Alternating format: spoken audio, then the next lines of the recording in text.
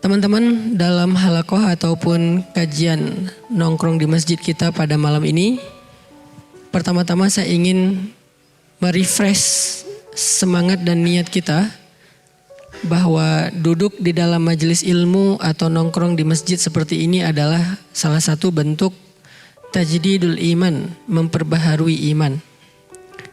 Salah satu bentuk dari recharging iman, nge-recharge kembali iman kita kepada Allah Subhanahu wa taala.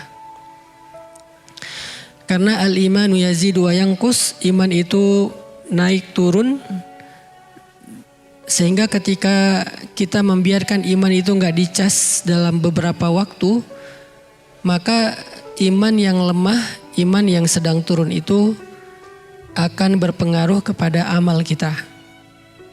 Jadi modal beramal itu bukan fisik, bukan waktu, bukan juga harta. Bukan fisik, bukan waktu, bukan sekedar memiliki kelebihan harta. Bukan itu modal amal. Jadi ada orang yang gak sanggup ke masjid, itu bukan karena dia lemah fisiknya. Ada orang yang tidak sanggup baca Al-Quran, bukan karena dia gak punya waktu. Ada orang yang gak sanggup untuk memberi makan anak yatim, bukan karena dia gak punya harta. Ada orang yang gak sempat untuk melakukan sholat berjamaah, bukan karena dia sibuk dan dia lagi banyak kerjaan. Tetapi semua kebaikan yang tidak bisa dilakukan itu sebabnya karena imannya sedang lemah. Kalau imannya lagi kuat, maka keterbatasan fisik tidak akan menjadi excuse. Saya sering cerita, ada orang yang datang ke masjid bolak-balik padahal fisiknya lemah. Misalnya kakek-kakek yang rumahnya jauh dari masjid, yang tenaganya sudah mulai lemah, bahkan kakinya gemetar untuk berjalan. Di beberapa masjid di Bandung ada yang untuk masuk ke dalam masjid harus naik tangga yang lumayan tinggi, kayak Masjid Al-Murabbi misalnya di daerah Setrasari, atau Masjid Istiqomah, atau Masjid Ukhuwah ya. Jadi untuk masuk ke dalam masjid dia harus naik tangga. Tapi kakek ini selalu istiqomah ke masjid walaupun fisiknya lemah. Sedangkan kita anak muda yang fisiknya kuat, yang insya Allah gak akan gemetaran kaki kita kalau naik tangga, ternyata gak sanggup ke masjid seistiqomah kakek ini. Itu menjadi bukti penyebab dari kita tidak beramal bukan soal kuatnya fisik, tapi soal iman. Begitu juga dengan masalah keluangan waktu, masalah kelapangan rezeki, dan lain-lain. Faktor-faktor yang saya sebutkan tadi itu bukan alasan utama seseorang tidak baik dalam beramal. Alasan utama dan yang paling mempengaruhi amal kita itu adalah kondisi iman. Sehingga kalau kita ingin lebih baik lagi dalam amal solih, ingin lebih sempurna lagi dalam ibadah, hal yang harus kita lakukan adalah kita harus rajin-rajin charging iman, memperbaharui iman. Dan charging iman yang paling baik itu dengan cara duduk di dalam majelis ilmu ataupun mendengar nasihat-nasihat yang baik. Itulah kenapa majelis ilmu itu penting dan diadakan secara rutin. Kenapa banyak banget sih kajian-kajian keislaman? Bukan sekedar untuk nambah wawasan sebetulnya. Karena kalau sekedar untuk nambah wawasan, kita bisa baca sendiri. Kalau sekedar untuk nambah wawasan, kita bisa nonton YouTube. Tapi efek kepada hati dan iman itu beda dengan kita duduk di dalam majelis ilmu. Apalagi kita datang dengan persiapan yang baik. Sebelum datang ke majelis ilmu, mandi dulu misalnya. Memang ngaruh Ustadz, ngaruh. Sama kayak kita datang Jumatan, dalam keadaan udah mandi, udah bersih-bersih, pakai pakaian yang baik. Kecuali buat teman-teman yang memang gak mungkin melakukan ini karena datang ke majelis ilmu sambil pulang kuliah, pulang kerja, it's okay. Tapi buat kita yang mungkin masih bisa, maka kita persiapkan sebaik mungkin hadir dalam majelis ilmu dengan outfit terbaik, dengan kondisi yang nyaman, udah segar, udah mandi, udah relax, bahkan pakai parfum. Karena itu adab duduk dalam majelis ilmu itu memakai parfum agar malaikat di sebelah kita nyaman, termasuk teman yang di sebelah kita. Nah, ini adalah adab yang membuat nanti ilmu itu akan berpengaruh kepada keimanan kita. Kalau cuman sekedar untuk dapatin wawasan, teman-teman udah pasti seringlah mengakses konten-konten di YouTube ataupun di platform-platform sosial media yang lain. Teman-teman bisa aja baca sendiri di Google atau di e-book kalau nggak baca buku yang hard copy. Tapi majelis ilmu punya keajaiban lain dari sekedar berbagi wawasan. Dia ada keberkahan di dalamnya. Yang kita tahu hadisnya, ketika orang berkumpul untuk mencari ilmu dan berzikir kepada Allah, maka malaikat akan menaungi mereka dan berselawat untuk mereka. Itu nggak didapatkan di dalam cara-cara yang lain selain duduk di dalam majelis ilmu.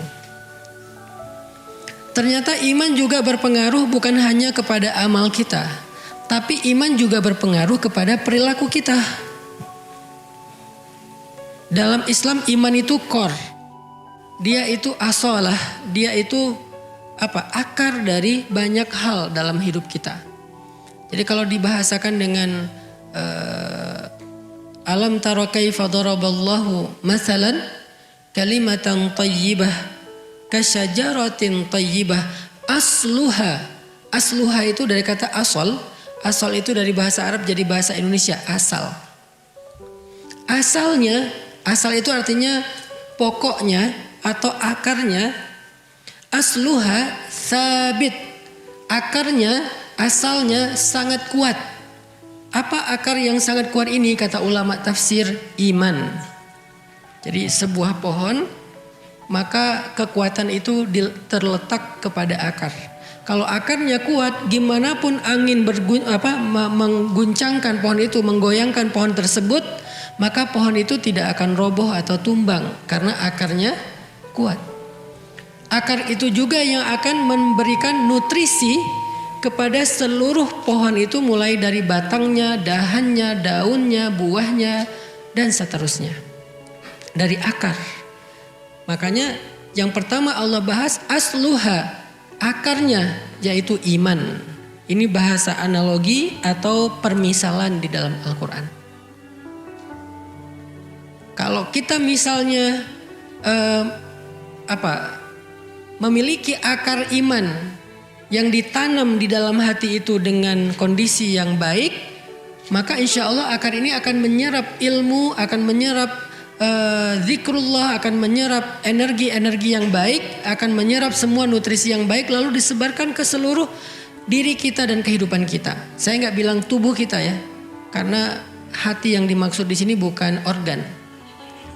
Maka akar ini akan mengalirkan, akan menyebarkan nutrisi kebaikan ke seluruh diri kita dan kehidupan kita.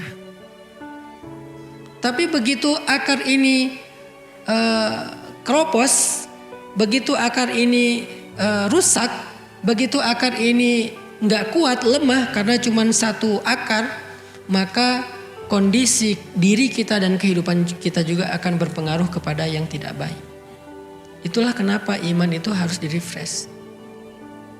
Dia berpengaruh bukan hanya kepada amal solih atau ibadah, dia bahkan berpengaruh kepada perilaku kita. Kayak gimana maksudnya Ustadz? Iman mempengaruhi behavior, perilaku kita, akhlak kita. Nabi SAW bersabda, "Man kana yu'minu billahi wal yaumil akhir falyakul khairan aw liyasmut." Man kana yu'minu billahi wal yaumil akhir fal yukrim dhaifah. man kana yu'minu billahi wal yaumil akhir falyukrim atau falyuhsin ila jarih atau falyukrim jarah. Kalimat awalnya sama, man kana yu'minu billahi wal yaumil akhir. Tapi dampaknya beda-beda. Yang pertama, siapa yang beriman kepada Allah dan hari akhir, hasilnya hendaklah dia berkata-kata baik atau diam. Itu perilaku. Kalimat yang lain, hadis yang lain, siapa yang beriman kepada Allah dan hari akhir, hendaklah dia memuliakan tamunya. Itu juga perilaku. Siapa yang beriman kepada Allah dan hari akhir, hendaklah dia berbuat baik kepada tetangganya. Itu juga perilaku. Artinya perilaku, akhlak dan karakter kehidupan kita sehari-hari ternyata dipengaruhi oleh kondisi iman. Terutama dalam kondisi-kondisi sulit. Kalau kondisi normal mungkin gak ketahuan nih betapa penting peran iman dalam mempengaruhi perilaku. Gak ketahuan kalau kondisi normal. Kayak gini, ini normal nih. Gak ketahuan. Ketahuannya pas lagi kondisi sulit atau ada ujian. Dalam kehidupan sehari-hari misalnya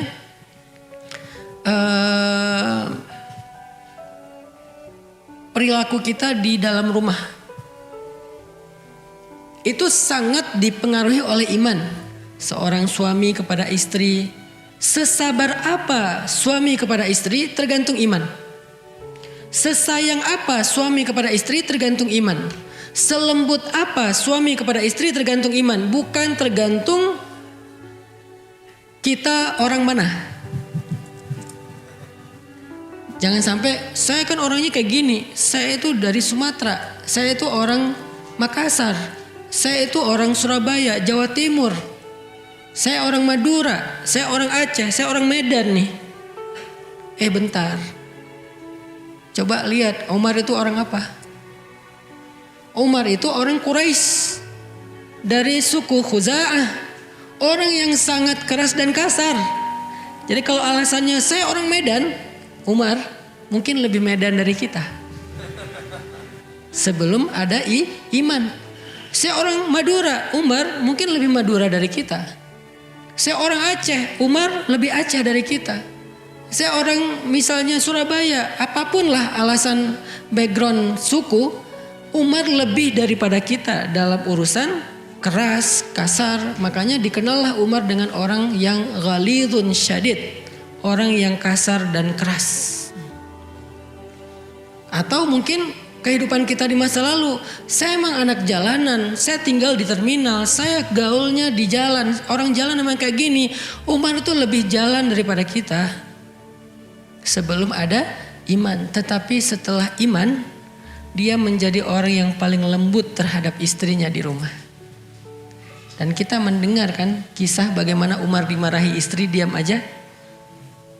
Padahal jin, kalau Umar lewat satu jalan, dia pasti gak akan lewat lagi jalan itu selama-lamanya. Selama bau tubuh Umar, harumnya, wanginya tubuh Umar itu tercium oleh jin di jalan itu, gak akan lewat tuh jin. Saking takutnya sama Umar.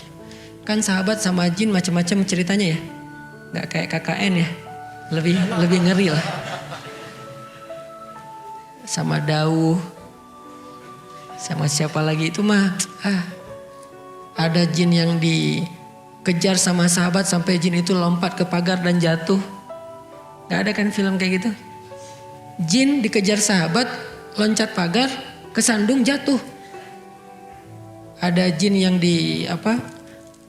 apa istilahnya tuh? Dilipat-lipat sama sahabat, kayak dilecekin sama sahabat. Kalau bahasa orang Jawa diuyel-uyel sama sahabat. Ada yang digituin. Ada jin yang dipukul sama sahabat sampai buta matanya. Kalau Umar gak usah fisik, aroma tubuhnya Umar aja jin udah lari. Saking takutnya jin sama Umar. Kok takut? Apa sih yang ditakuti dari Umar? Ghalidun syadid, kasar dan kerasnya Umar. Bukan hanya iman ya. Kalau iman kenapa gak Abu Bakar yang kayak gitu? Karena Abu Bakar secara iman kita tahu gak ada tandingannya di antara umat Islam setelah Rasulullah kan. Kalau ditimbang kalau ditimbang iman Abu Bakar di satu timbangan, kemudian iman kaum muslimin sepanjang sejarah dari zaman Nabi sampai sekarang di timbangan yang lain, maka iman Abu Bakar itu lebih berat. Jadi pastinya kalau karena alasan kesolehan, Abu Bakar udah lebih soleh daripada Umar pastinya. Walaupun sama-sama soleh. Apa yang ditakuti oleh jin dari Umar yang tidak dialami oleh Abu Bakar, tidak dialami oleh Utsman, tidak dialami oleh sahabat-sahabat yang lain. Itu tadi, bahkan Khalid aja gak ngalamin. Khalid gak gitu sama jin. Jin takut sama Khalid tapi gak segitunya. Khalid bin Walid. Siapa lagi jagoan-jagoannya Nabi? Sa'ad bin Abi Waqqas. Siapa lagi? Banyaklah keren-kerennya sahabat. Pastinya Ali bin Abi Thalib. Ali sebetulnya juga sangat ditakuti jin. Jin mengambil jarak dari Ali itu sekian jauh. Tapi Umar aroma aja ditakutin sama jin. Kenapa? Saking ghalidun syadid, saking keras dan kasarnya Umar, itu jin aja takut dengan kerasnya Umar. Gak bisa mungkin kita jabatan tangan sama Umar aja, tangan kita remuk dan Umar gak sengaja. Oh kenapa? Sampai ada yang patah, saking kerasnya dan kuatnya Umar. Jin takut banget tuh. Tapi orang kayak gini di rumah dimarahin istri, diam aja. Kenapa? Karena iman. Karena Nabi yang nyuruh gitu. Bersikap lemah lembutlah kamu kepada pasanganmu, kepada perempuan. Sehingga ketika perempuan marah, maka Umar bin Khattab akhlaknya terhadap istrinya menjadi baik karena iman di dalam hatinya. Begitu juga dengan perilaku yang di luar rumah. Mulai dari tetangga, mulai dari tamu, mulai dari dan seterusnya. Seperti yang kita pernah dengar kisah. Ada sahabat Ansor yang menyambut tamu di rumahnya. Dengan menghidangkan makanan satu-satunya yang dia punya. Yang bahkan dia dari siang belum makan. Anak-anaknya belum makan kan? Pas malam tamu itu datang ke rumah mereka hidangkan makanan yang hanya cukup untuk satu orang dewasa. Dihidangkan kepada orang tersebut. Lalu tamu itu merasa gak enak hati, ini gimana makannya? Tuan rumah kok gak makan? Terus ini makanannya cuma sedikit. Cukup gak kalau saya makan nanti tuan rumah jadi gak makan misalnya. Akhirnya yang punya rumah memadamkan lampu di rumahnya. Lalu menemani tamu ini makan dengan cara kecap-kecap seolah-olah ikut makan sampai tamu ini kenyang. Kok bisa ada yang berperilaku kayak gitu kepada tamu yang bahkan gak dia kenal. Kalau tamu itu teman lama mungkin beda cerita. Kalau tamu itu adalah misalnya saudara atau keluarga dekat beda cerita. Ini tamu gak dikenal. Sesama mukmin doang nih modalnya. Sesama orang yang beriman. Kok bisa kayak gitu? Karena mukmin itu diantara mereka adalah ikhwah. Innamal mu'minuna. Sesungguhnya orang yang beriman itu bersaudara. Jadi dia perlakukan lebih daripada saudara biologisnya. Sehingga dia bisa berperilaku seperti itu kepada tamu. Apa dasarnya? Iman. Asluha sabit. Iman itu mempengaruhi perilaku banget. Iman itu mempengaruhi mental. Kalau yang pertama tadi iman mempengaruhi amal solih. Yang kedua iman itu mempengaruhi perilaku. Yang ketiga iman itu mempengaruhi mental. Arti mental, kuat enggak kuatnya kita dalam menghadapi masalah itu tergantung iman. Ada orang yang masalahnya kecil tapi dia bilang, kenapa cuman saya yang diginiin Allah? Allah gak adil, saya udah gak kuat lagi, saya pengen mati aja. Dan seterusnya keluh kesah yang seolah-olah dia merasa dialah orang yang paling susah di muka bumi. Sebetulnya dia bukan orang paling susah di muka bumi, dia lagi lemah iman. Karena kalau dia mau fair, dia mau objektif, pasti dia akan menemukan banyak orang di luar sana yang lebih susah daripada hidupnya. Kehidupan mereka lebih susah daripada kehidupannya tuh banyak di luar sana. Kalau kita mulai sedikit melihat keadaan orang yang di bawah kita, itu nggak perlu susah payah kita untuk menemukan mereka. Ada di mana-mana dan mereka lebih susah daripada kita dalam urusan kehidupan. Sehingga kita nggak layak mengeluh kalau mereka aja nggak ngeluh gitu. Sehingga kita nggak boleh berputus asa kalau mereka aja masih berusaha. Sehingga kita nggak boleh menyerah kalau mereka aja masih berjuang. Karena mereka lebih susah dari kita. Tapi kenapa kita berkeluh kesah seolah-olah kita merasa orang yang paling susah dalam hidup di dunia? Iman. Mentalnya nggak kuat. Hanya masalah perasaan, nggak jadi nikah, diputusin, ditolak lamaran, dan seterusnya, dicuekin, nggak diberikan harapan, atau malah ditikung temen dalam urusan perasaan nih. Apa yang menjadikan seseorang bertahan, survive, bahkan kemudian sukses, sementara yang lain hampir bunuh diri, ada yang bahkan bunuh diri terus nggak berhasil. Apa yang membedakan mereka? Apakah masalahnya? Enggak. Masalahnya hampir sama di antara mereka. Yang membedakan mereka kekuatan iman yang mempengaruhi mental mereka. Jadi kalau hari ini banyak yang mengalami masalah mental atau mental illness, apapun namanya, mau bipolar, mau skizo, mau apapun namanya, maka harusnya hal yang perlu kita kuatkan adalah akar dari diri kita. Akar dari diri kita itu ada di dalam hati, namanya iman. Itu yang harus dikuatkan. Namanya masalah, semua kita punya masalah pasti. Ustadz punya masalah, pasti punya. Masalah kita itu setiap hari, cuman ada yang masalahnya pas satu fase masalahnya kayak naik banget, jadi banyak banget masalah kayak nggak beres-beres. Ada aja bertubi-tubi, ada fase yang landai, tapi tetap ada masalah, cuman nggak seperti yang fase tadi. Ngalamin, semua kita ngalamin, bukan saya doang, bukan teman-teman doang, kita semua ngalamin fase kayak gitu. Apa yang membuat bertahan? Dalam rumah tangga nih, buat yang udah nikah, ada fase ketika kayaknya lagi nyaman, tiba-tiba turun sampai nggak kebayang di bawahnya tuh. Kayak nggak kebayang, aduh kok berat banget, aduh kok sesek banget kayak orang nyelam. Ada kalanya lagi kayak terbang gitu, slow, santai, bisa lihat view yang indah. Ada kalanya turun tapi masih nyaman karena ada di daratan atau di permukaan air. Ada kalanya nyelamnya cuma 5 meter, enak juga. 10 meter, 20 meter, udah mulai kayak ditekan, sesek, sakit kepala, telinga bunyi nguing-nguing, ya. Ada kalanya yang seperti itu, sehingga pengen nyerah, pengen naik ke permukaan cepat-cepat dan ninggalin pasangan kita di bawah. Ada. Apa yang membuat orang bertahan? Iman. Iman kayak gimana maksudnya? Iman yang mengajarkan dia bertahan. Karena iman akan mengatakan, la tayasu min rahmatillah. Jangan berputus asa dari rahmat Allah. Inna nasrallahi qarib.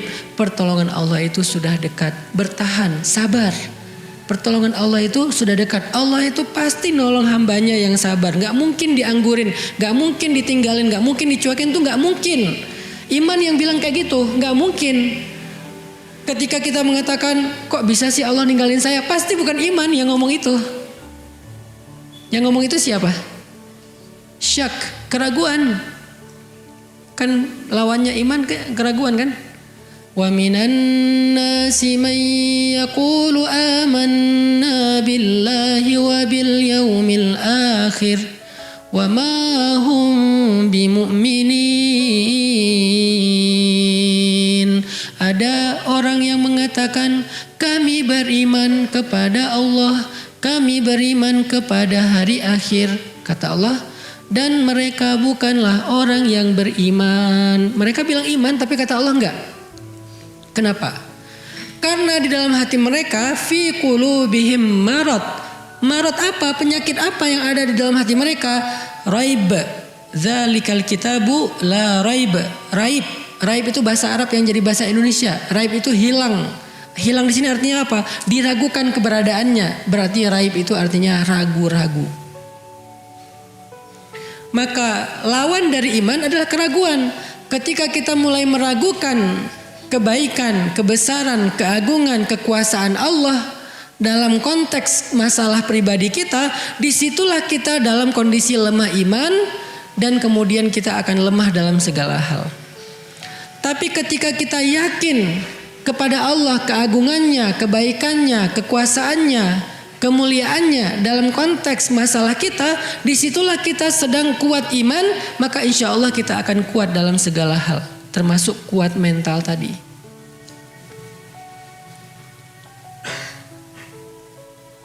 Yang pernah saya alamin itu salah satunya adalah ujian dalam masalah keluarga misalnya.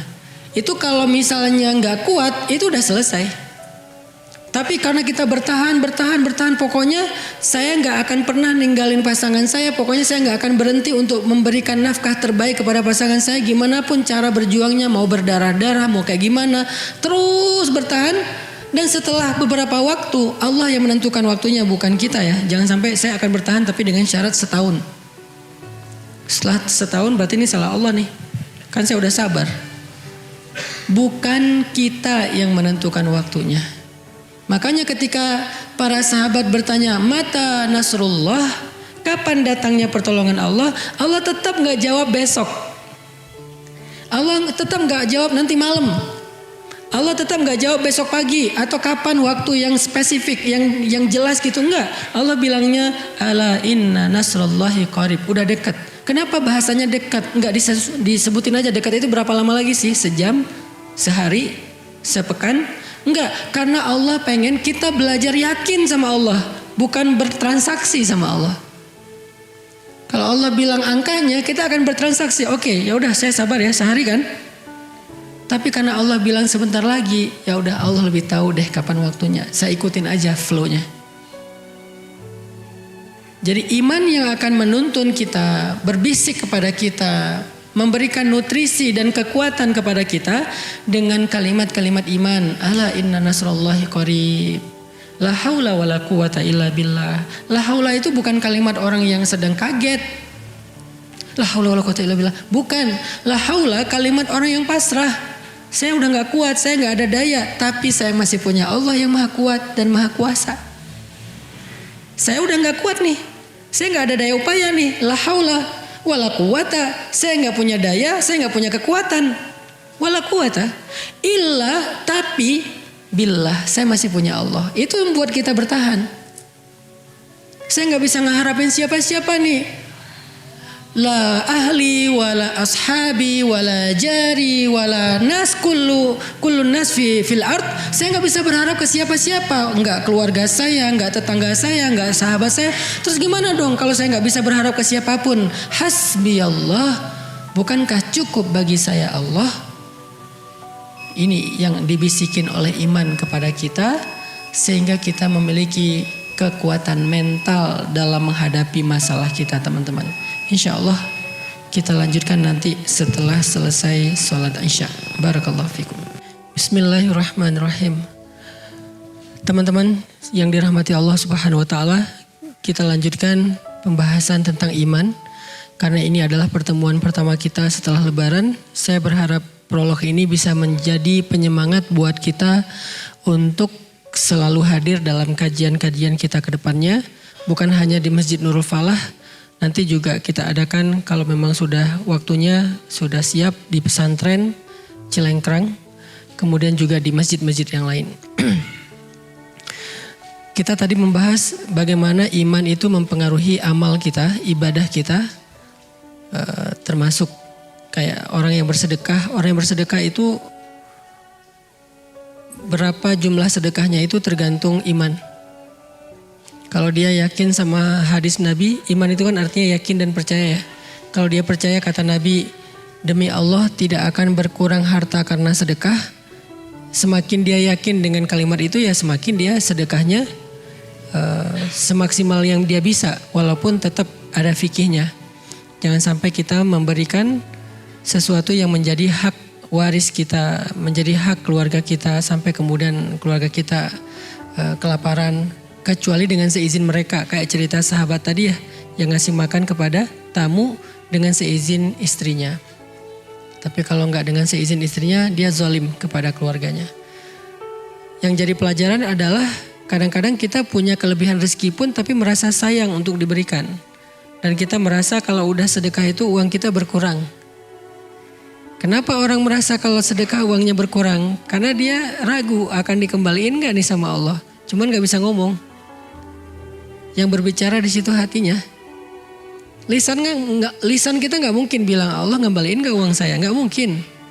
Tapi kita kan berkomunikasi dengan Allah lewat hati juga. Kadang-kadang dengan lisan kita berkomunikasi dengan Allah. Tetapi hati kita sebaliknya. Innallaha la yanzuru ila aswarikum wala ila a'malikum walakin yanzuru ila qulubikum. Allah itu berkomunikasi dengan kita bukan dengan fisik dulu, bukan zahir dulu, tapi hati kita. Jadi kalau lisan kita bilang amanna, hati kita bilang ragu, maka Allah bilang wa ma hum bimu'minin. Kenapa kita kayak ragu-ragu mau sedekah? Karena kita pikir ini dibalikin gak ya, dibalikin gak ya? Buktiin deh, buktiin sendiri. Saya nggak akan minta nih pakai apa, sini kasih, saya nggak akan minta gitu. Buktiin sendiri-sendiri aja deh.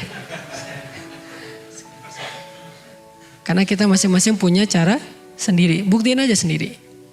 Gimana kalau kita ngasih, nggak lama tuh, nggak lama, cepet banget. Berapa jumlahnya? Jangan tanya saya, Allah lebih tahu. Saya nggak berani menjanjikan angkanya, karena bisa dikonversi dalam bentuk angka, bisa dikonversi dalam bentuk kehidupan, bahagia, hidayah, bisa juga untuk keluarga, anak kita, dan yang lebih baik lagi dikonversinya di akhirat. Jangan semuanya pengen diambil di dunia, terus akhirat kita sisanya apa? Kan kita nggak hidup sekali doang teman-teman. Kita hidup tuh 2 kali, mati yang sekali, hidup 2 kali. Dan dalam kehidupan kita di akhirat, kita juga butuh bekal seperti kehidupan di dunia. Tapi karena kehidupan di dunia ini kita nggak lama, bekalnya nggak banyak-banyak amat. Sedangkan kehidupan akhirat lama, susah, udah nggak bisa ikhtiar lagi. Di dunia kita masih bisa ikhtiar nih, di akhirat kita tinggal make yang di dunia, udah nggak bisa diikhtiarkan lagi. Itulah kenapa butuh bekal akhirat. Jangan semuanya pengen dihabisin di dunia. Kali 700 kali lipat. Kita sedekah 1.000, pengen balik 700.000. Kok baliknya cuma 100.000? Kan 600.000-nya di akhirat. Karena kita butuh di akhirat itu lebih banyak daripada butuh di dunia.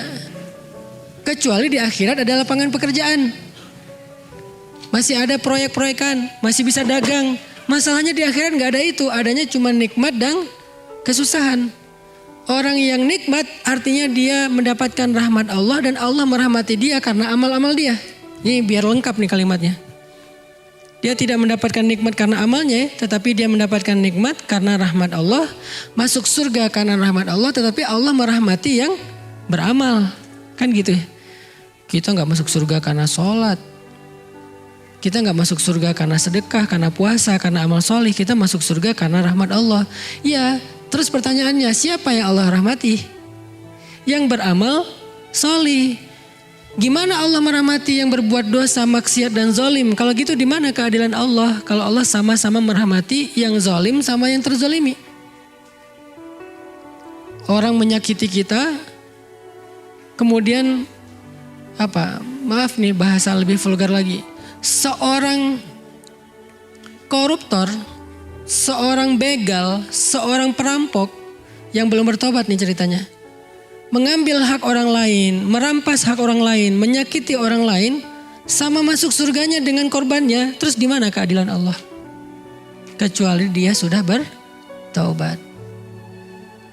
Artinya kita di akhirat itu udah nggak bisa lagi beramal, nggak bisa lagi berusaha, sehingga orang yang menyesal di akhirat pasti ngomongnya gini. Ya Allah, kembalikan saya ke dunia, maka saya akan melakukan ibadah, sholat, sedekah dan seterusnya. Pasti minta dibalikin ke dunia. Kenapa? Karena di dunia doang bisa berusaha kayak gitu. Sehingga apa yang kita lakukan di dunia ini kalau nggak Allah balas persis dengan angka-angka dalam persepsi logika kita, yakinlah Allah tetap ngebalas kok, cuman dikonversinya di akhirat. Sebagian dikasih ke dunia sesuai dengan kebutuhan kita. Dan Allah lebih tahu kok kebutuhan kita. Tapi yang pasti Allah balas.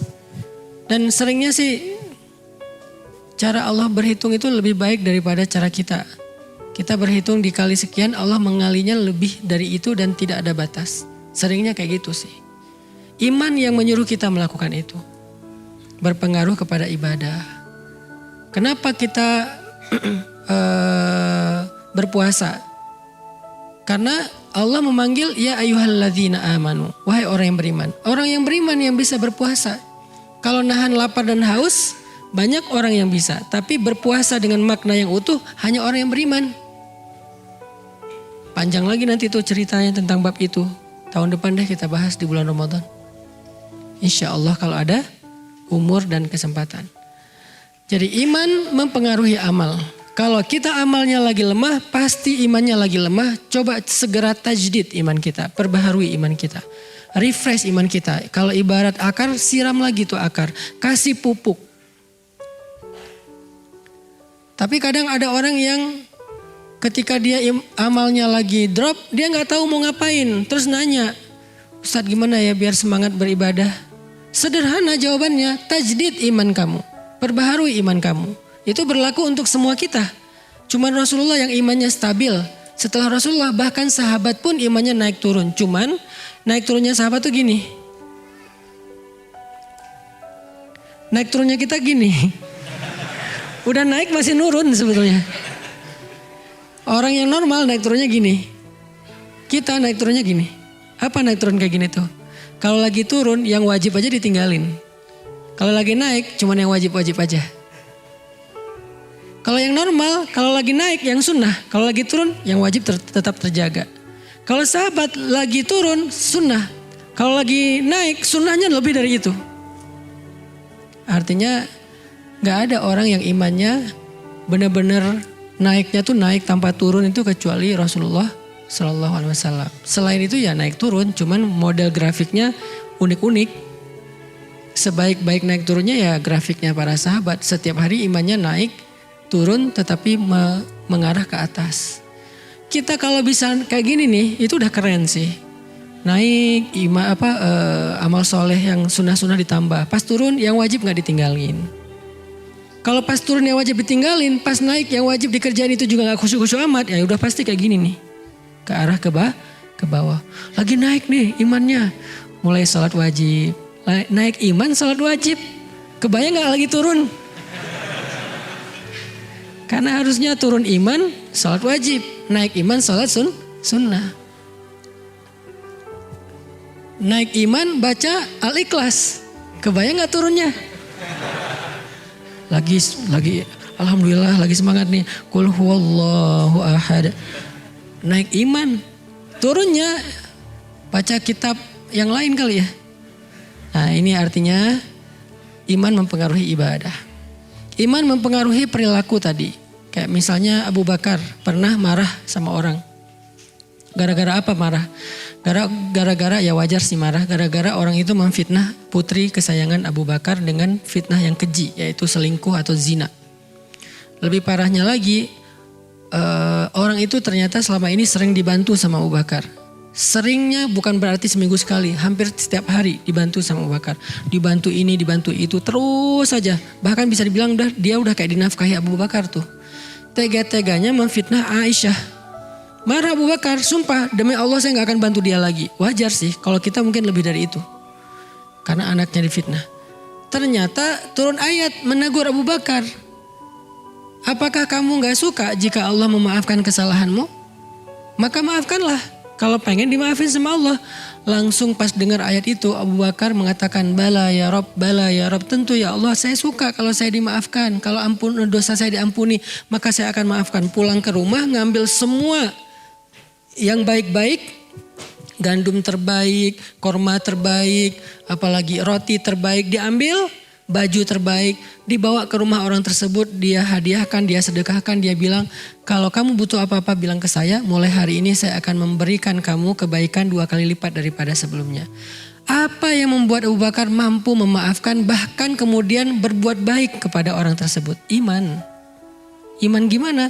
Iman percaya dengan perintah Allah, dengan seruan Allah di dalam Al-Quran dan tidak ada di dalamnya kecuali kebaikan. Allah yang nyuruh.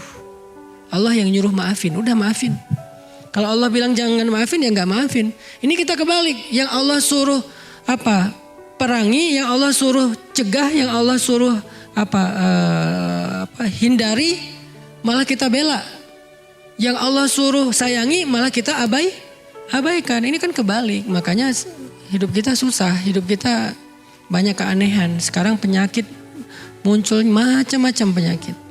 Karena kita membiarkan apa yang Allah marah. LGBT, korupsi, kriminal, anak muda di jalan bawa senjata tajam, nebas siapapun yang dia temui menjadi kebanggaan. Parah pokoknya. Sehingga butuh ada dakwah kayak gini, ngajak anak muda balik ke masjid. Sebelum pandemi kan udah mulai agak melandai nih kriminalitasnya. Gak ada begal segala macam kan ya. Tapi gara-gara 2 tahun gak ada pengajian, gak ada solusi selain pengajian dan masjid. Peraturan gak bisa, susah. Makanya selain mengandalkan pemerintah, mengandalkan aturan penegak hukum, salah satu yang perlu sangat diandalkan selain itu juga adalah masjid dan dakwah, pembinaan umat. Tapi kalau pembinaan umat ini malah dicurigai, dihalang-halangi, dibubarkan, nah ini berarti dia gak ada niat baik untuk Indonesia. Dia membiarkan Indonesia semakin kelam. Butuh tajdid iman, karena perilaku itu tergantung iman. Di jalan kenapa sekarang banyak adegan orang ribut? Keserempet dikit ribut. Motor nabrak mobil lari, kan mobil susah ngejar. Dia nggak percaya kalau kita nabrak mobil, mobilnya lecet, dia rugi 20.000 beli kumpon, kita akan dibalas sama Allah senilai itu. Mungkin lebih dari itu kalau dia doanya lebih parah. Rugi ya Allah saya 20.000, balikin 2 juta. Kan ngeri tuh. Saya pernah keserempet naik motor yang bawa asisten saya. Karena mobil di depan yang bawa ibu-ibu, mungkin dia juga terlalu dekat. Gimana kita yang nabrak, kita yang salah lah ya. Tiba-tiba nabrak pakai ban depan kan. Cuman ngegores-gores biasa lah. Pakai kumpon yang putih, gak usah yang merah juga beres sebetulnya. Tapi si ibu minta KTP. Mana KTP-nya? Bu, saya tanggung jawab. Kalau perlu saya cariin kumpon sekarang nih. Enggak, saya minta KTP. Buat apa? Takut masnya lari. Kalau lari, saya tadi udah lari. Kalau mau lari, saya udah lari. Ibu gak bakal ngejar saya. Orang saya naik motor, macet lagi tuh daerah Setiabudi. Gak mungkin ibu bisa ngejar saya. Kalau mau lari, saya bisa lari dari tadi. Saya berhenti karena saya gak mau nanti Allah mengambil dari hak saya yang lebih gede dari ini. Saya takut sama Allah, saya bilang. Akhirnya dia tahu kalau saya ustadz, akhirnya minta maaf, udah beres, damai. Rugi kan, harusnya udah saya ganti tuh, ujung-ujungnya ganti sendiri kan. Kena ceramah. Artinya iman itu menahan kita dari marah, dari mengambil hak orang lain. Iman menahan kita dari mencuri. Dan iman itu bukan wawasan agama teman-teman. Tolong kita jadikan sesuatu yang garis bawahi. Kok bisa tuh ada ustadz, kok bisa ada penceramah, kok bisa ada orang yang ilmu agamanya banyak tapi melakukan hal yang aneh-aneh sekarang? Mereka punya wawasan tetapi mereka bermasalah dengan iman. Karena wawasan agama tidak selalu berbanding lurus dengan iman. Bisa jadi orang yang wawasannya pas-pasan, imannya lebih tinggi daripada orang yang wawasannya tuh lekoh banget ilmu syariatnya. Sering teman-teman yang udah hijrah kayak gini, bisa jadi ibadah teman-teman saya yakin jauh lebih dahsyat daripada ibadah saya. Itu bukan bisa jadi, pasti itu. Karena pas baru hijrah ngerasa banyak dosa, pengen menebus masa lalu, akhirnya ibadahnya dipol-polin, gaspol. Sedangkan saya atau ustadz mungkin ngerasa udah sering beramal, mungkin ya. Akhirnya ya santai aja kita. Buktinya apa? Kalau lagi umroh tuh. Kalau lagi umroh saya selalu kalah sama jamaah saya. Kita ngerasa setahun berapa kali umroh. Jamaah kita ngerasa mungkin umrohnya seumur hidup cuma sekali. Kebayang gak tuh beda spiritnya? Sehingga akhirnya jamaah saya setiap hari cium hajar aswad. Setiap hari tawaf 5 kali. Setiap waktu sholat dia tawaf. Kemudian khatam Al-Quran selama 10 hari di sana pas lagi umroh. Pas saya dengar lagi di ruang makan kan kita suka ngobrol tuh. Alhamdulillah Ustaz hari ini cium hajar aswad. Oh Masya Allah ibu, perasaan saya udah berapa kali umroh belum pernah. Kenapa Ustadz kalah sama dia? Karena ilmu agama tidak selalu berbanding lurus dengan Iman. Makanya yang kita lagi belajar di sini bukan wawasan. Teman-teman kalau mau dapat ilmu agama lebih, bukan belajar ke saya, belajar ke Ustadz Abdul Somad, belajar ke Ustadz Ali Dayat, belajar ke Gus Baha. Ini kan orang-orang yang fakih dan alim di bidang agama. Kalau saya cuman seorang dai, bisa ngajak untuk nge-refresh iman, semangat iman tentang kebesaran Allah. Karena kita belajar iman, biar naik nih iman kita. Kalau iman naik, insya Allah amal, perilaku, mental menjadi lebih baik. Jadi teman-teman jangan heran ya kalau misalnya ada ustadz apapun namanya, kiai atau habib, dia orang yang tahu banget ilmu agama, halal haram kok melakukan hal yang aneh. Itu dia punya wawasan tetapi tidak punya iman. Itu juga sangat kita sayangkan. Makanya yang kita coba duduk dalam majelis ilmu itu tujuannya pengen belajar iman. Belajar iman itu isinya apa Ustadz? Belajar kebesaran Allah. Udah itu aja. Saya nggak mau memperluas pembahasan kemana-mana. Saya nggak bahas tentang fikih. Karena fikih akan mudah ketika kita beriman. Fikih terasa jadi beban dan berat kalau iman kita lemah. Kenapa 13 tahun di Mekah fikih belum terlalu kompleks? Ayat-ayat syariat belum turun kecuali sedikit sekali. Kenapa? Karena sahabat sedang dibina dulu imannya selama 13 tahun. Begitu nanti sampai ke Madinah hijrah, turun ayat syariat, ini boleh, ini nggak boleh, ini halal, ini haram, ini lakukan, ini tinggalkan. Semuanya menjadi mudah buat mereka hasil dari kekuatan iman selama 13 tahun. Tapi kalau dibalik fasenya, baru belajar langsung, baru masuk Islam langsung lakukan ini, berat, nggak akan kuat. Muncullah, Islam mah beban. Saya nggak berani hijrah, belum siap. Saya belum siap untuk ini, belum siap untuk itu. Yang belum siap itu bukan apa-apa, imannya yang belum siap. Maka yuk kita belajar iman supaya buruan bisa siap. Kenapa ada orang yang meninggalkan satu pekerjaan yang orang lain itu menginginkan pekerjaannya? Karena di dalamnya ada syubhat. Karena di dalamnya ada syubhat, orang lain kok mau yang syubhat? Karena iman. Iman yang membuat dia berani dan mengambil resiko untuk meninggalkan pekerjaan yang penghasilannya besar karena di dalamnya ada syubhat atau yang haram. Sedangkan yang lain yang imannya lemah atau mungkin belum punya iman, dia tidak melihat itu.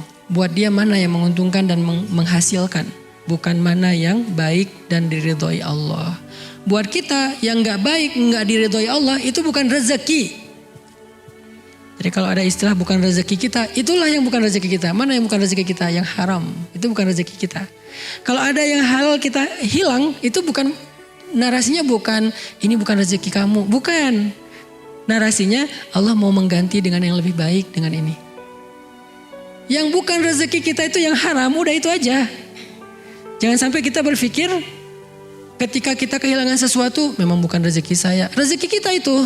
Tapi kalau kita sabar, Allah pengen mengganti yang lebih baik. Yang bukan rezeki kita itu yang haram atau yang syubhatnya kebanyakan. Kalau yang syubhat-syubhat dikit di zaman ini agak susah. Itu pilihan pribadi. Tetapi kalau pilihan dalam bahasa dakwah, kita nggak boleh terlalu memberatkan seperti itu. Yang jelas-jelas haram itu bukan rezeki kita. Sehingga kita tinggalkan. Nanti makan apa? Iman yang akan menjawab. Bukankah Allah yang ngasih makan? Sehingga ketika seorang ulama ahli ibadah berangkat haji, setelah setelah istri dan anak-anaknya ridho, tidak meninggalkan nafkah kecuali untuk kebutuhan 3 hari.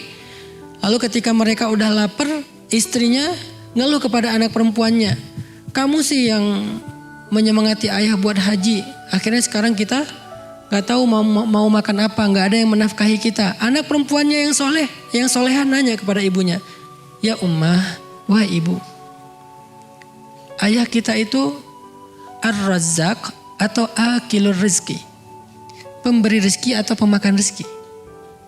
Ayah itu pemakan rezeki atau pemberi rezeki? Kata ibunya, ya sama dengan kita, akilur rizki, dia pemakan rezeki, sama dengan kita, bukan razzaq, bukan pemberi rezeki.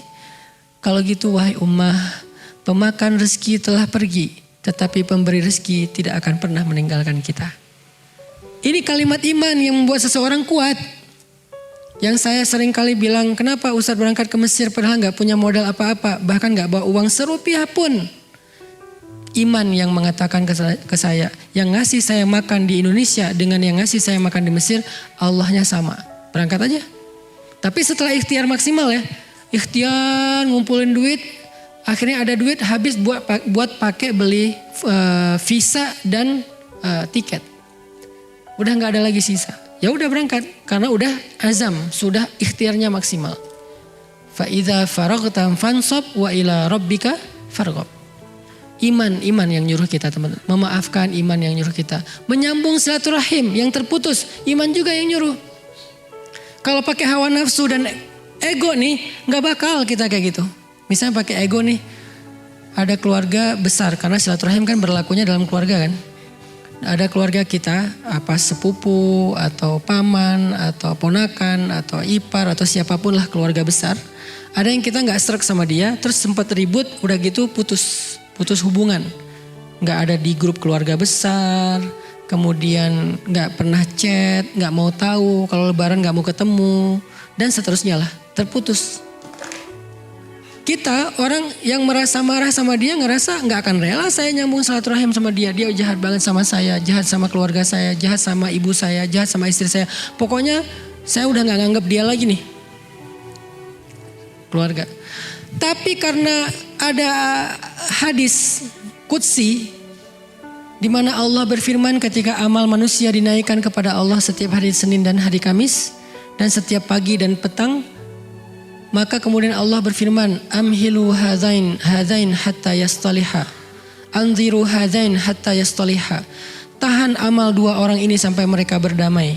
Kalau mereka masih terputus silaturahim, amal mereka tergantung antara langit dan bumi. Kalau mereka wafat, meninggal dalam keadaan silaturahimnya masih terputus, maka amalannya akan berguguran, tidak bernilai di mata Allah. Karena kita yakin dengan itu, kita paksakan diri kita, kita lawan ego kita datang menyambung orang yang memutuskan kita di antara keluarga.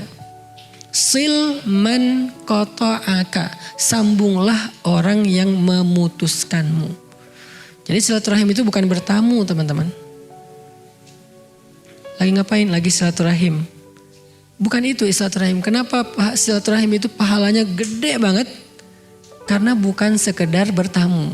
Kalau sekedar bertamu pahalanya gede, mudah banget ya. Silaturahim itu amalan istimewa karena emang susah. Apa silaturahim itu? Silman qata'aka, sambunglah yang memutuskan.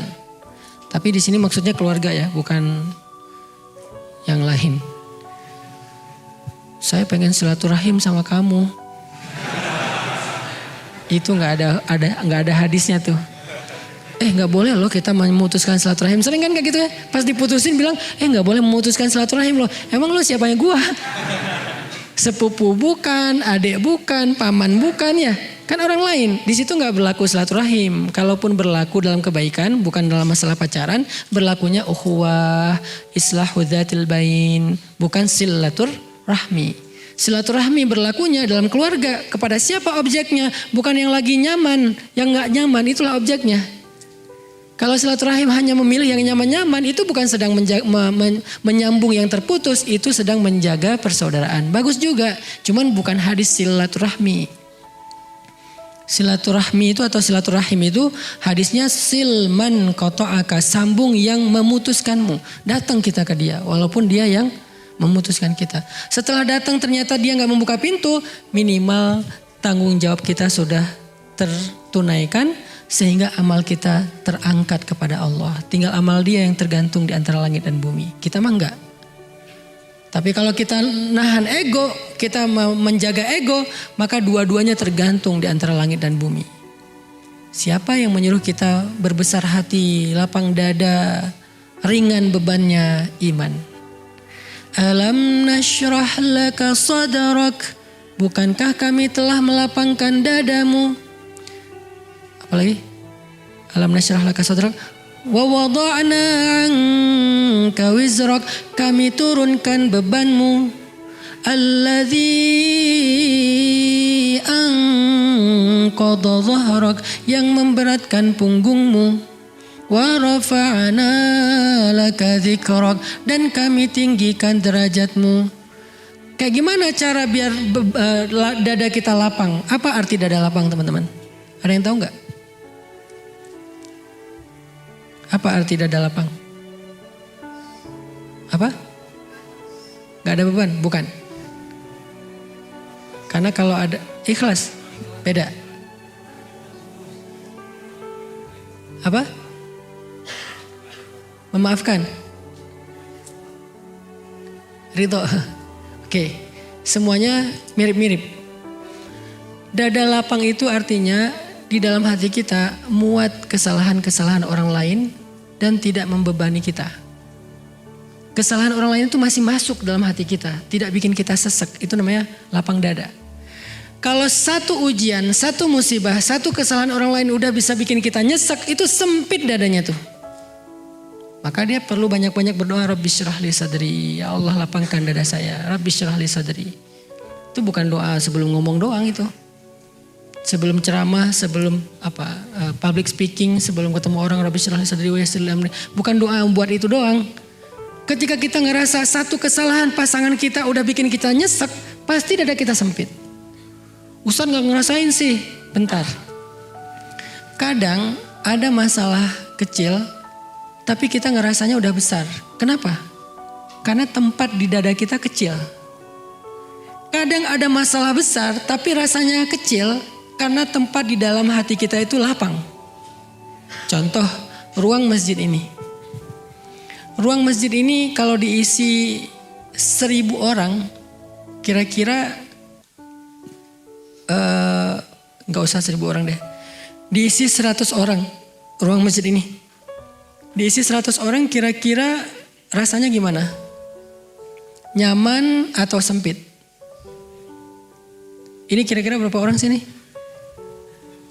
Lebih kan 100? Sempit gak? Sempit. Kalau sempit tuh duduknya gini. Ini masih bisa duduk lapang, santai. Oke, gak usah 100 orang. 50 orang, sempit gak masjid ini? Bisa selonjoran gak? Kalau 50 orang. Bisa tidur? Bisa. Disardenin aja gini. Dijajar, di soft. Bisa. 100 orang aja sebetulnya masih bisa tidur. Kalau pakai ukuran soft ya. Tapi mungkin agak ngepas. Coba sekarang kita ambil ruangan toilet. Diisi 50 orang. Ternyata masalahnya bukan berapa besar dan kecil masalah.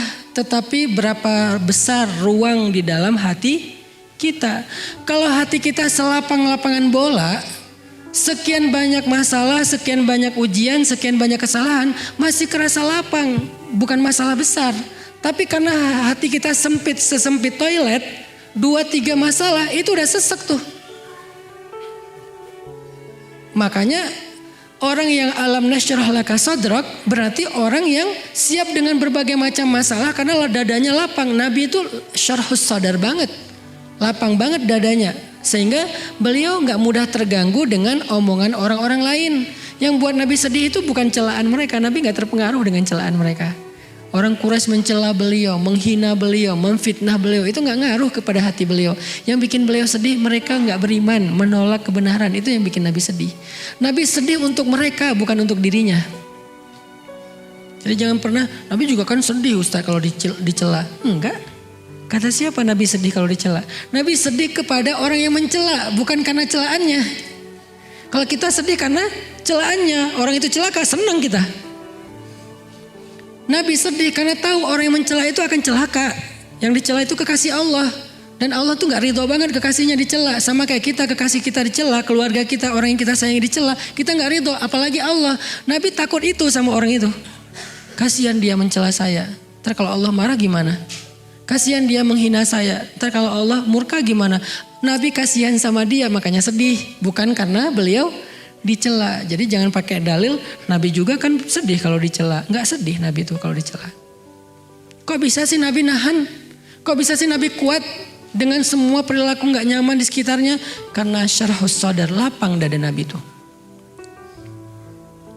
Bagaimana Nabi kok bisa lapang dadanya?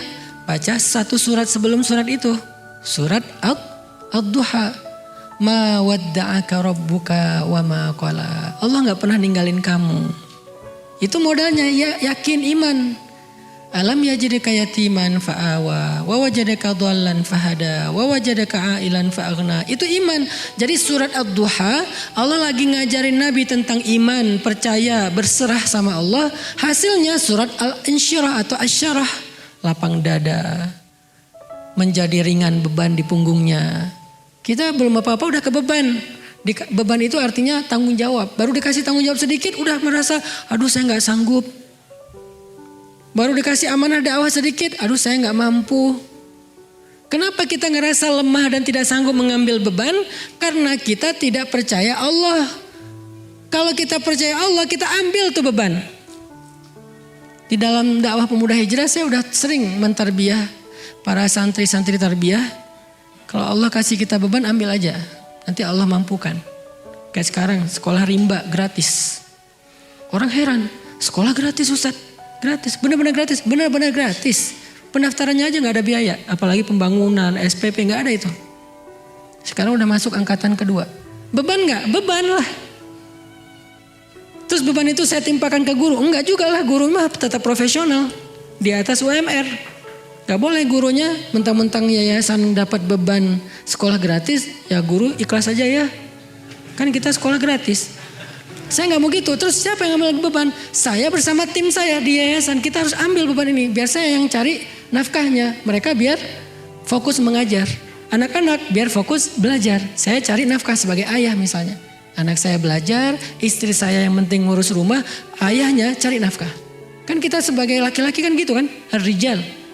Salah satu di antara karakteristik rijal, cowok, kesatria, kuwatut tahammul, kuat mengangkat beban.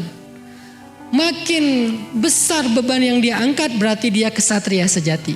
Kalau kita bilang kita kesatria tapi gak ada beban dalam hidup yang kita angkat, kita bukan kesatria, kita manusia biasa. Sampai kapan Ustadz? Ada yang bilang gini, biasanya sih cuma tahun pertama doang untuk branding, engagement. Nanti tahun kedua mulai bayar, tahun kesekian bayarnya mahal. Sampai saat ini saya masih berpikir, insya Allah selama saya mampu dan saya yakin Allah akan memampukan, itu akan gratis saja sampai kuliah. Saya pengen membuktikan ya, sekolah gratis yang berkualitas itu bisa kita wujudkan kok dengan dakwah. Tapi berkualitas bukan berarti gratis terus cuman pakai garasi orang, nggak ada tuh. Gratis berkualitas. Lahannya 9 hektar. Kemudian konsepnya alam, setiap anak dikasih 1 kapling tanah buat mereka farming. Nanti kita sedang cari domba-domba yang bagus buat 1 anak tuh megang 1 domba. Jadi namanya farming dan mengurus ternak itu bukan simulasi pas lagi mau menjelang liburan doang sesekali. Terus masuk dalam foto, ini sekolah kami ada program ini. Enggak, setiap hari ada. Saya bilang kepada kepala sekolah, kalau boleh saya meminta setiap hari ada farming. Setiap hari, karena itulah pendidikan sejatinya. Bukan cuma teori. Ini kita lagi nyari vendor yang cocok buat bikin kolam renang. Coba sekolah gratis ada kolam renang. Kolam ikan 2. Kemudian ada ternak domba, ada ternak ayam, ada farming, 1 orang 1 kapling. Kalau lagi panen, mereka ambil itu daun sayur dari kaplingnya, bawa pulang ke rumah hadiah buat ibu. Mama, Umi, ibu, ini hadiah dari aku, dari kebun di sekolah. Gratis. Gak bayar. Dapat telur kampung dari ayam yang diternak, bawa pulang ayam, pakai pita, ikat. Mama pulang sekolah bawa hadiah. Mana sekolah kayak gitu coba? Yang bayar sekian puluh juta aja belum tentu bisa kayak gitu kan? Akhirnya karena di sekolah gak ada program kayak gitu, pergi ke mall, ke PVJ cuman mau ngasih makan kelinci. Bayar pula. Udah kita yang ngasih makan bayar. Tapi kan namanya juga objek wisata ya, wajar. Nah, ada berkuda, ada stable.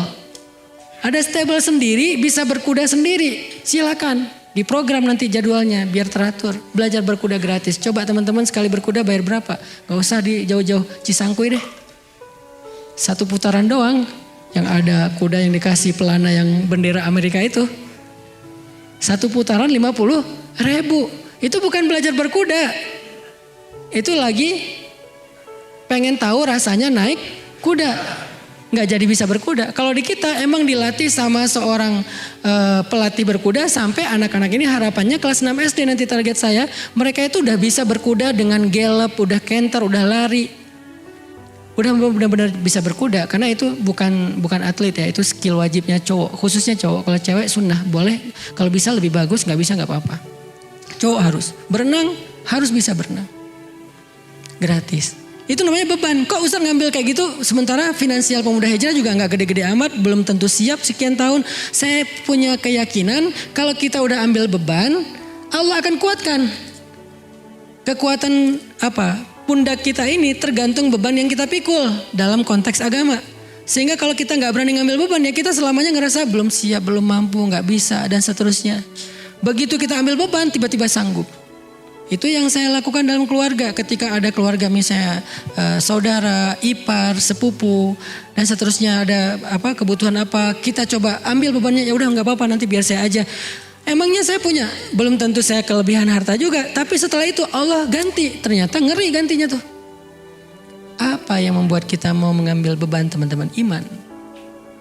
Makanya belajar iman ini kunci segala sesuatu. Emang akar kehidupan dan diri kita. Asluha sabit. Kalau udah asluha sabit, far'uha fis sama. Nanti dahannya menjulang sampai ke langit. Tu'ti ukulaha kullahinin biizni rabbiha. Buah dan daunnya akan lebat sekali dan memberikan hasil setiap waktu dengan izin Allah. Itu efek dari akar iman. Jadi belajar iman itu penting. Gara-gara belajar iman, kita akhirnya jadi berani melakukan hal-hal yang orang lain gak berani. Kita jadi mampu melakukan hal-hal yang orang lain gak mampu. Termasuk tadi masalah mental. Kita bertahan dengan hal yang orang lain gak bertahan. Aku gak habis pikir kok dia kuat ya, kok dia sabar ya. Iman, siapa dia? Bilal. Sampai orang-orang Quraisy pun bertanya, aku takut dia akan mati. Ketika lagi nonton live streaming Bilal disiksa, ada viewers yang komen, aku takut dia mati. Terus viewer yang lain nanya, siapa yang kamu maksud? Yang lain yang tadi pertama bilang, aku takut Umayyah yang mati, bukan Bilal. Ternyata yang ditakutkan akan celaka dan mati ketika dalam adegan penyiksaan Bilal, bukan Bilal tapi Umayyahnya. Kok bisa Umayyah yang ditakuti, yang dikhawatirin, yang dikasihani? Karena terlihat Umayyah yang menyiksa Bilal, dia yang tersiksa. Umayyah menyiksa Bilal tapi yang tersiksa Umayyah sendiri. Capek dia nyiksa Bilal. Bilalnya tidak terlihat kayak keberatan atau merasa terbeban atau apa. Walaupun sakit ya, tetapi dia tidak terlihat di matanya, di pandangan matanya bahwa dia itu benar-benar tersiksa, enggak. Tapi dia kuat dan menikmati siksaan itu walaupun berdarah, sakit, dia berteriak tapi dia menikmati. Bahkan dia selangkah pun enggak mau memberikan kepada Umayyah apa yang Umayyah minta. Apa modal Bilal bertahan seperti gunung. Sampai orang-orang mengatakan, sekarang aku baru tahu laki-laki itu bukan dilihat dari penampilannya. Tetapi laki-laki itu dilihat dari ketabahannya. Dan aku baru tahu sekarang Bilal lebih kuat dari semua laki-laki sempurna yang ada di Mekah. Jadi gunung. Teguh banget, tabah banget. Apa modalnya? Kita tahu jawabannya. Kalimat ahadun ahad, ahadun ahad, iman kepada Allah. Itu yang bikin Bilal bertahan. Jadi kalau kita mau ngambil Bilal sebagai model, inspirasi, teladan kita agar kita bertahan, ya berarti kuatin ahadun ahadnya. Iman, belief, percaya, thiqah, berharap sama Allahnya. Itu modal banget loh teman-teman, modal banget. Jadi sebelum kalian belajar sains, belajar ilmu apapun, bahkan ilmu agama dalam bentuk wawasan, belajar ini dulu. Sehingga kalau kalian udah belajar iman, apapun setelahnya akan menjadi kebaikan. Belajar sains setelah iman, nanti jawabannya kalimat responnya adalah, ekspresinya adalah hadza min fadli rabbi. Subhanaka rabbana ma khalaqta hadza batila. Jadi responnya adalah Allahu Akbar. Itu respon orang yang mengerti sains setelah iman. Tapi orang yang mengerti sains tapi gak ngerti iman, responnya adalah ini adalah fenomena alam. kalimat fenomena alam. Dia lebih mending pakai kalimat itu daripada memuji Allah. Padahal ini bukan fenomena alam doang. Ya, tetapi di atasnya ini kebesaran Allah. Ini kebesaran Allah. Sekecil apapun penemuan saintis yang dia dapatkan, maka dia akan mengatakan ini kebesaran Allah. Ini kebesaran Allah. Karena biasanya orang kalau nggak ngerti iman, dia akan mengatakan, wah ini teori ilmiahnya begini, ini fenomena alam, ini terjadi karena ini. Penjelasannya detail, tapi dia lupa ada siapa di balik semua itu. Kita kalau lagi takjub sama Instagram dan Facebook, kita pasti nggak lupa dong sama foundernya yang membuat platform secanggih ini. Kalau kita takjub sama teknologi Tesla dan seterusnya, kita nggak lupa dong sama foundernya yang membuat teknologi canggih masa depan seperti ini. Ada helikopter, ada mungkin mobil listrik, ada nanti bentar lagi taksi terbang, ada apa segala macam, banyak lah. Kita kalau takjub sama misalnya sebuah platform jual beli yang bikin banyak orang jadi orang kaya kayak Amazon, kita takjub juga pasti sama foundernya. Artinya kenapa kita nggak lupa sama Jeff Bezos, Elon Musk, Mark Zuckerberg dan seterusnya? Karena kita tahu mereka sebelum kita paham mereka itu nggak terputus dari karya mereka. Maka karya Allah yaitu ciptaannya nggak akan terputus dari Robnya. Ini nggak terjadi tanpa Allah. Sebagaimana Facebook nggak ada tanpa si Mark. Sebagaimana Tesla nggak ada tanpa misalnya Elon. Sebagaimana misalnya si Microsoft nggak ada tanpa Bill Gates. Amazon nggak ada tanpa Jeff dan seterusnya. Kita yakin itu. Kenapa giliran alam kita bilang ini fenomena alam, seolah-olah terjadi secara kebetulan dan tidak ada orang di balik, tidak ada zat di baliknya. Kita kagum banget sama karya-karya kecil manusia, kita kurang kagum sama karya besar yang Maha Pencipta. Itu iman. Makanya belajar iman dulu sebelum apapun. Jadilah mukmin dulu. Termasuk jadi pengusaha, apalagi pengusaha modalnya iman banget itu. Kalau nggak karena modal iman, kemungkinannya satu, dia nggak akan bertahan. Kemungkinan kedua, kalau dia sukses, dia akan jadi orang yang sombong dan lupa diri. Kalau belum sukses nggak akan bertahan, setelah sukses lupa diri dan sombong. Tapi kalau dia beriman sebelum sukses, dia akan bertahan sampai dia sukses. Kalau setelah sukses, dia menjadi orang yang paling bermanfaat untuk orang lain dan tidak lupa kepada Allah. Hadza min fadli Rabbi. Belajar iman. Bagaimana cara kita belajar iman, teman-teman? Belajar iman duduk dalam majelis ilmu, mendengarkan nasihat-nasihat tentang Allah. Jadi kita nongkrong ini lagi ngomongin siapa nih? Ngomongin Allah. Kita nggak ngomongin artis, kita nggak ngomongin tentang berita yang lagi viral, kita nggak ngomongin tentang diri kita lagi ngomongin tentang Allah. Itu tujuan kita duduk dalam majelis ilmu. Semua tema saya bisa dibilang itu sebetulnya tema akidah, cuman dalam konteks-konteks yang berbeda. Jomblo fisabilillah itu akidah banget itu. Kok bisa Ustaz? Kan ada statementnya.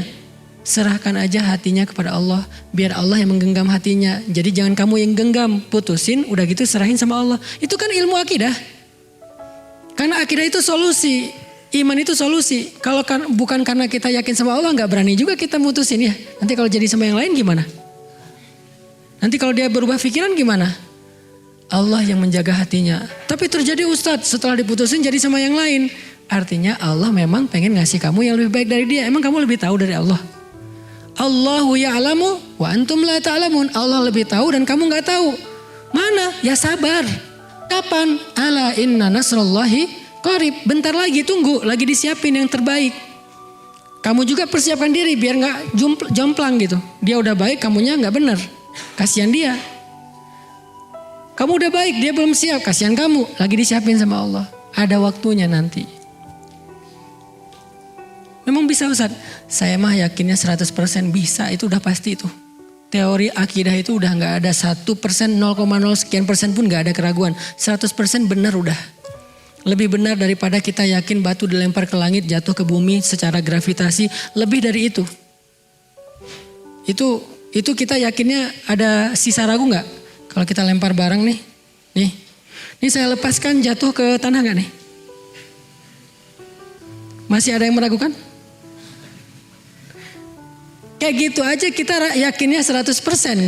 Gara-gara gaya gravitasi. Harusnya kepada Allah kita lebih yakin daripada kepada gravitasi. Berarti gak boleh ada keraguan secuil pun. Yakin banget. Lebih yakin daripada benda yang saya jatuhkan nanti pasti akan jatuh ke tanah atau ke lantai. Lebih yakin dari itu. Kalau lebih yakin dari itu, falimal yas. Kenapa berkeluh kesah? Kalau lebih yakin dari itu, kenapa harus berkeluh kesah? Udah tenang aja, ada Allah. Itu kan kalimat yang sering-sering saya ulang-ulangi. Jadi kajian saya dari 2015, apapun judulnya, sebetulnya substansinya itu ilmu tentang akidah. Cuman saya gak suka membahasnya dengan teori rububiyah, uluhiyah, asma, sifat. Kenapa? Karena saya ingin menyederhanakan dan membuatnya mudah untuk kita pahami. Kalau mau bahas kayak gitu bisa. Kita tinggal buka kitab akidah, kita tinggal ikutin kurikulum tentang bab akidah ma'rifatullah. Banyak. Dan kita juga dulu waktu di pondok 6 tahun belajar itu. Terus di Al-Azhar belajar itu juga. Tapi kenapa gak dibahas kayak gitu aja? Kalau dibahas kayak gitu segmentasi saya bukan orang yang baru hijrah dan baru mau hijrah. Tapi segmen saya udah lama belajar akidah dan mereka gak butuh dakwah saya. Yang butuh dakwah saya orang yang pengen pulang ke Allah tapi gak tahu jalan. Mereka tuh pengen pulang sama Allah tapi gak tahu jalan. Jalan yang ditunjukin sama yang lainnya itu gak kebaca sama mereka, ribet. Baca mapnya tapi saya gak ngerti nih mapnya nih apa. Mereka butuh map yang sederhana tapi sampai. Itu kan. Sehingga kita sederhanakan bahasanya. Kebayang gak teman-teman pakai mobil yang di dashboard atau head unitnya itu bahasa Cina. Ada kan yang mobil build up tuh. Bahasa Jepang, bahasa Cina. Mau mencet oke aja kita bingung. Mana nih oke-nya? Kita cari yang paling kecil. Biasanya oke kan 2 huruf tuh. Cari yang simbol-simbolnya sederhana. Klik. Ternyata itu cancel. Bisa juga kayak gitu. Artinya karena kita gak ngerti kita gak bisa pakai. Makanya butuh penterjemah yang bisa menerjemahkan ilmu yang sangat luas, yang sangat istimewa ini dalam bahasa yang sederhana. Ilmunya gak sederhana sih. Teorinya gak sederhana. Tapi harus ada terjemah yang sederhana. Itu yang kenapa saya bicara akidah dalam bahasa yang sederhana.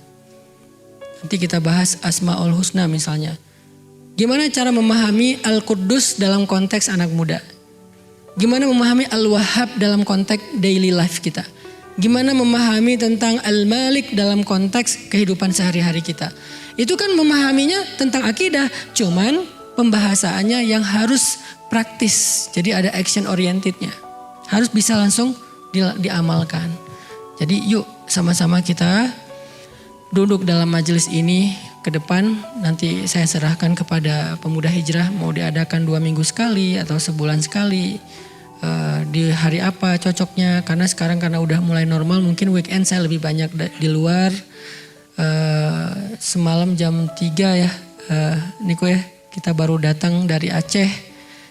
Ngapain Ustadz ke Aceh? Mau support dakwah Ustadz Amri, karena di Aceh mau bikin kayak pemuda hijrah tapi namanya Akrab, movement anak muda. Saya support datang ke Aceh sekaligus silaturahim keluarga dan sahabat-sahabat.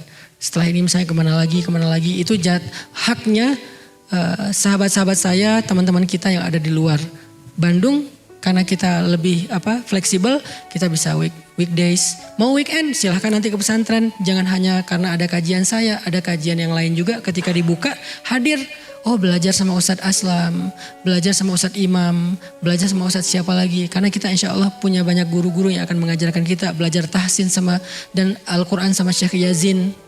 Sehingga nanti kita terus mengasah iman kita. Kalau bisa pas belajar kayak gitu, minta nasihat iman aja sedikit. Karena belajar tahsin pun ada iman. Apalagi belajar Al-Quran ya. Kan banyak ayat-ayat iman tuh. Belajar syariat pun harus dengan iman. Kalau enggak kita enggak akan sanggup menjalankan syariat. Syariat berkurban bentar lagi. Kalau enggak pakai iman pasti itu berat tuh. Tapi beli handphone ringan itu. Handphone iPhone 14 bentar lagi keluar. Yang katanya di belakang juga udah bisa ada touchscreen-nya di belakang.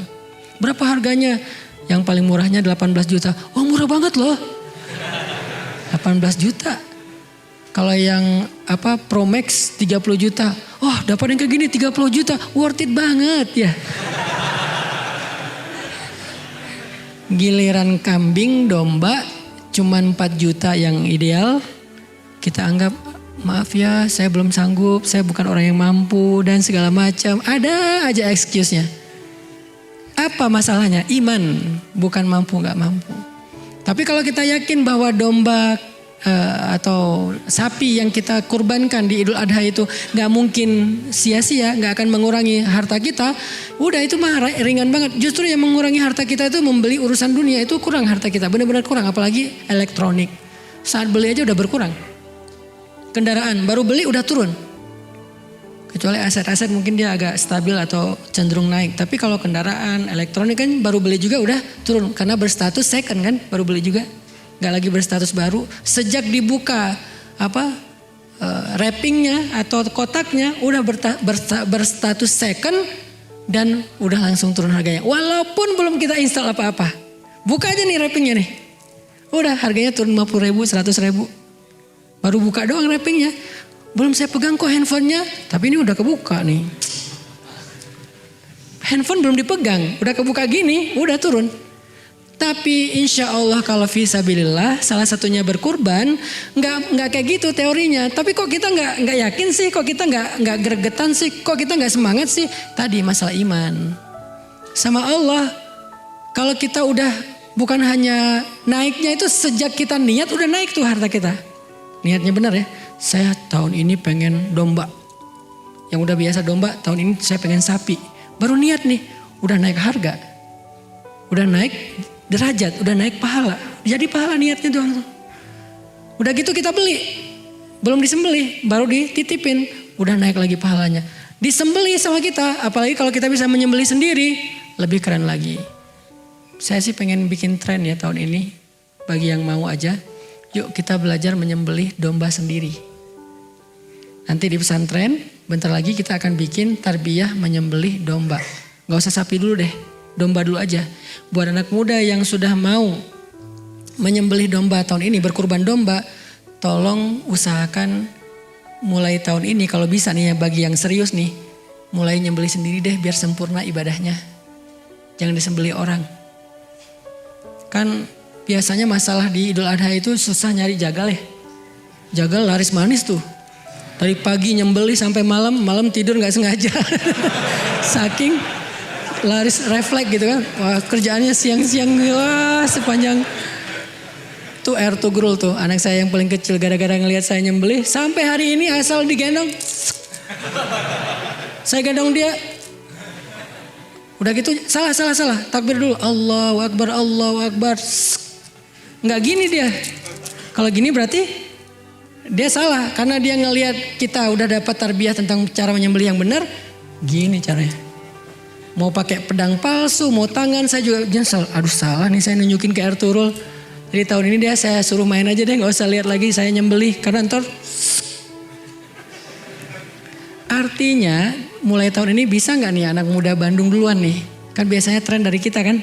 Anak muda Bandung, kalian yang udah bisa berkorban satu domba, usahakan nyembelih sendiri. Nanti dari panitia tinggal nyiapin bilah pisaunya aja nih.